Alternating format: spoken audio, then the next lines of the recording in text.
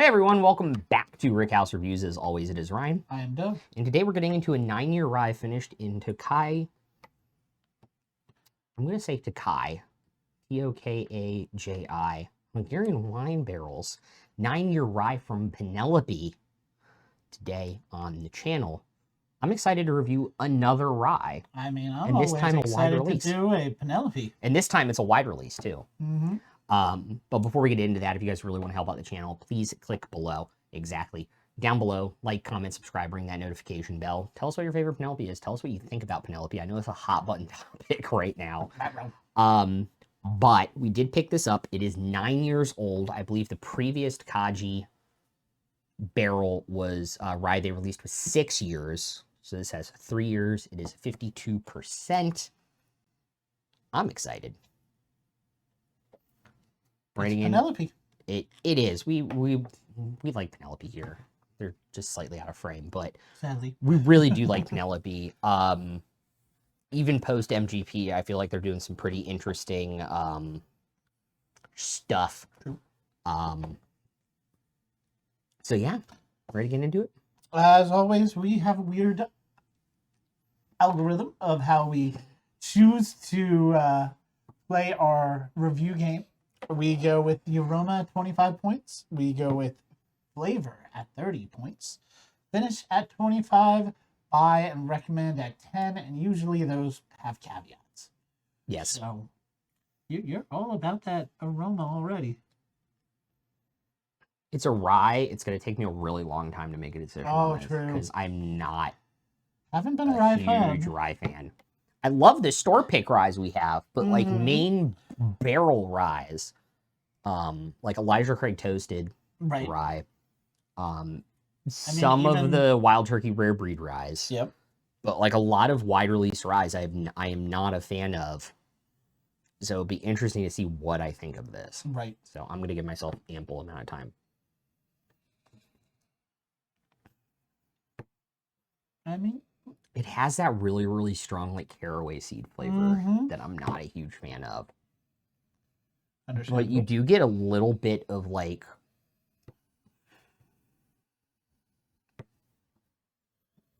underlying honey sweetness from it too. Right. That's not entirely off-putting. Nope.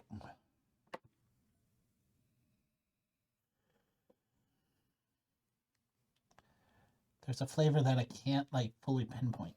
On the aroma? What part of the aroma? Front, back? Almost in the center. Oh, yeah, that. See, I thought that was the honey sweetness, but... I'm getting like the melon honey or honey melon in like the back end.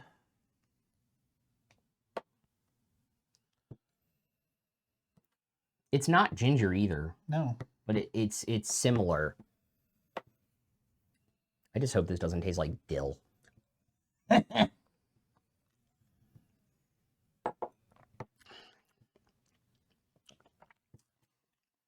Definitely not dill. Definitely not dill.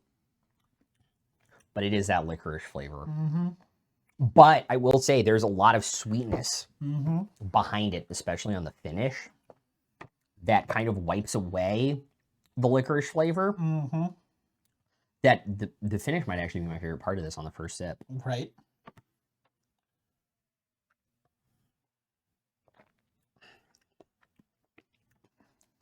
No, that whole thing's just delicious. That second sip, I got no licorice at all. Right. It was like a red wine barrel char thing with a lot of sweetness on it. Yep. Like candied ginger. And then even into more like honey sweetness at the end.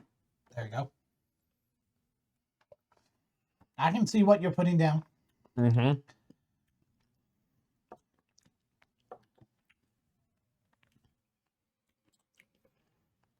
still getting a little too much licorice on the finish though.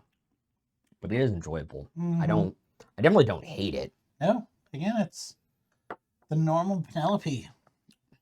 Great creation from start to finish. Might be a little rough on this. Trying to be nice, trying to be adequate.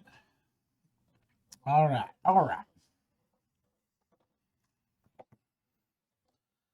think that's that.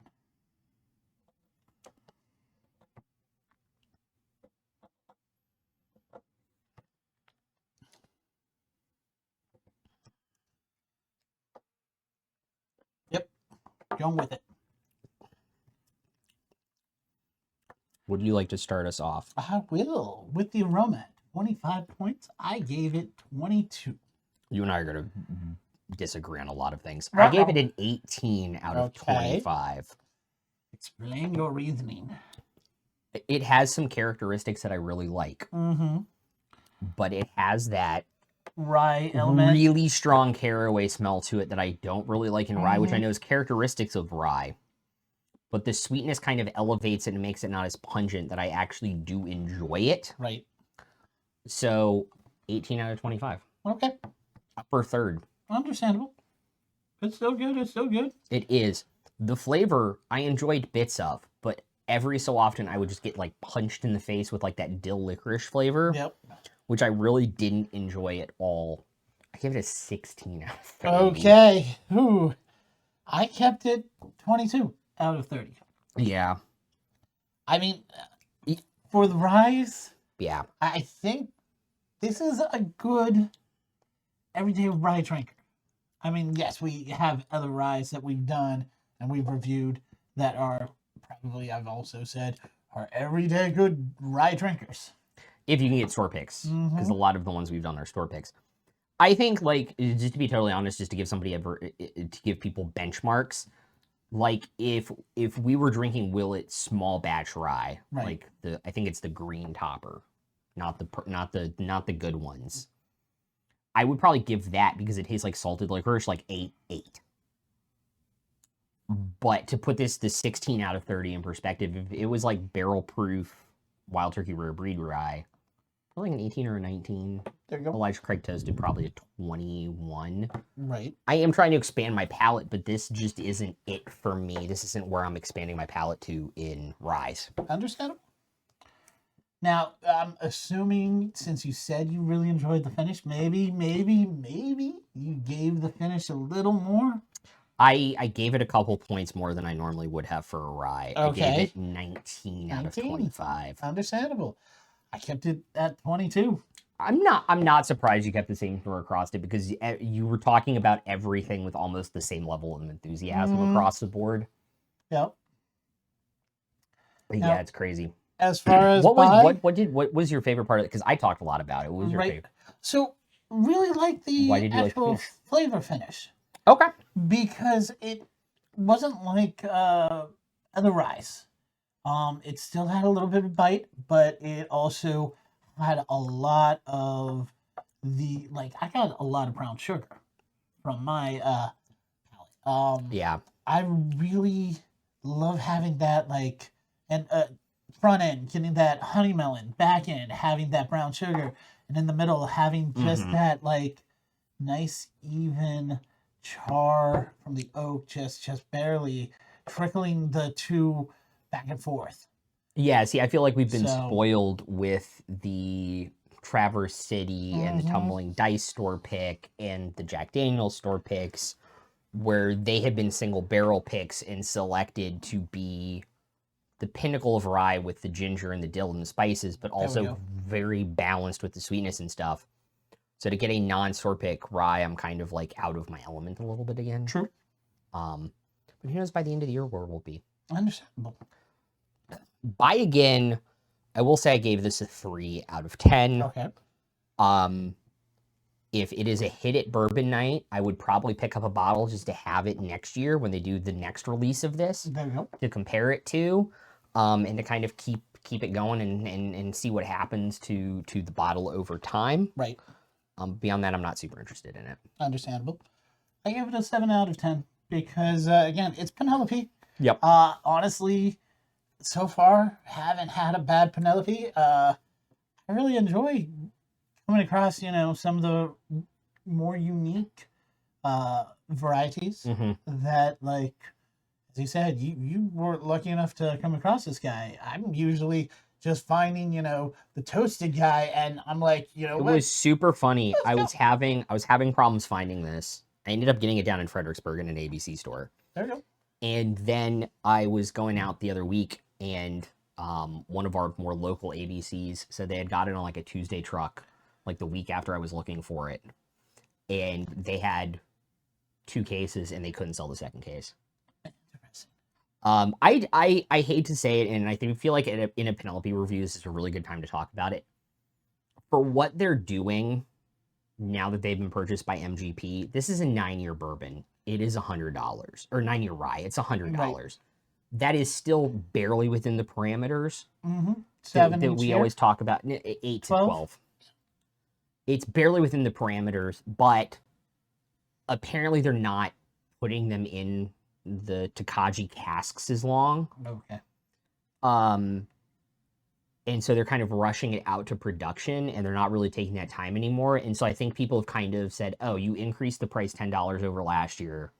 Granted, it's or $20 over last year. Granted, it's 3 years older, but you're not finishing it as long. So what's the benefit to doing the older rye? And so I think some people are calling them overpriced. I don't necessarily think they're overpriced yet, but they're rapidly approaching that point for the corners they're cutting.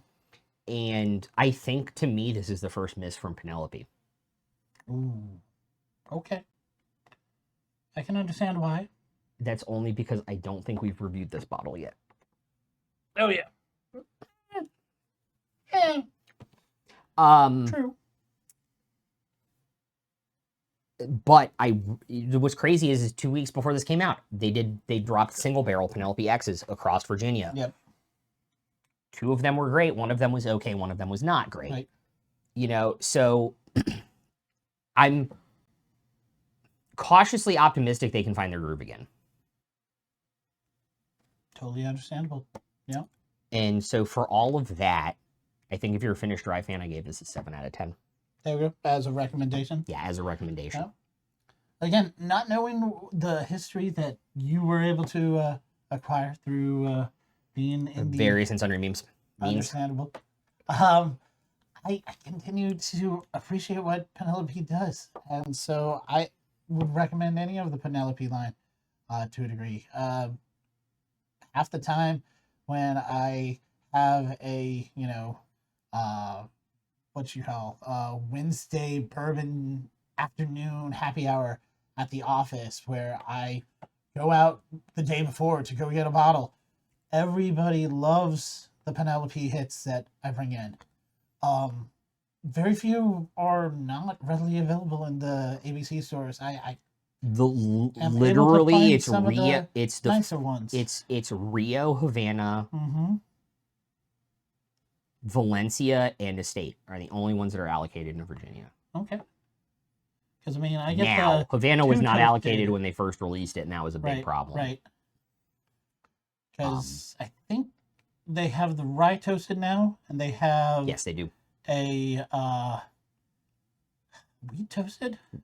No, they have a wheated mash bill now because I have it over here. What was your score? Just I'll forget. Again, 7. 7 out of 10. Yep. So they have. Oh, I don't have the toasted out in front. You don't have the toasted in the front row. I do not have the toasted in the front row, but they do have the wheated mash bill. Yep. Which is only 2% different than the other bourbon mash bill. Right. But I believe this is 47.5. Their regular mash bill 4 grain is like 42 or 43. Right. And then the barrel strength is in the 50s. There you go. To talk good crap for them for a second, because I do actually appreciate this, and I think they're one of the only brands to do this that I know of. A toasted. I might grab a photo of this. They put what char the barrel was and how heavy they toasted it. So there's light, medium, there's light and heavy. I don't think I've ever seen a medium. But they put that on the rye and the toasted bourbon. And you can get different bottles and different batches with different chars, with different toasts to your preference. And I don't think there's a lot of brands that are doing that. I think it's the one thing they're still doing right. Right. And I can talk while I'm turned around now because I have a mic. Yes, you do. I totally forgot that. But, yeah, to me, this is the first miss from Penelope. Okay. And I don't think it was that big of a miss either, though, with the scores. Yep. Yeah. That's kind of been over the bottle for a minute. But yeah, 7. I think we agreed on the recommend. Yep. Cool. for once. Glad we agreed on something on this bottle. Jeez. Take us all the way through to the end. Yeah, I have said my piece on Penelope, I think. Okay. Well, with that, of course, like, subscribe, ring that bell, give us some comments, Please, let thank us you. know other Penelopes that we haven't reviewed that we might want to Actually, I review. will throw a challenge in the comments. What are some other double finished ryes we should try? Ooh, good. Good choice. I think that would be really helpful. Of course. As is always, I am Doug. I am Ryan. This is Rickhouse Reviews, and we'll look forward to seeing you next time. Peace out, guys.